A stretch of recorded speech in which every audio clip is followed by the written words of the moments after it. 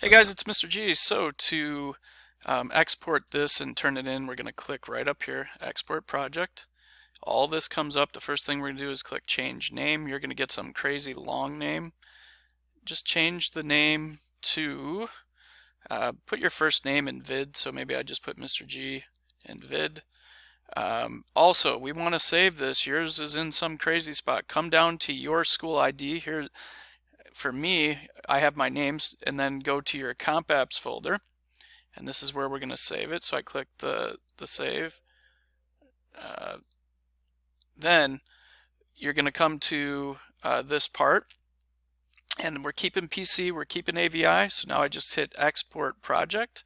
You get this message. All we do to get rid of this is exit out, click Options, and you instead of General, be in Acceleration. And this is the trick. This button right here is how they're trying to get you to pay for it.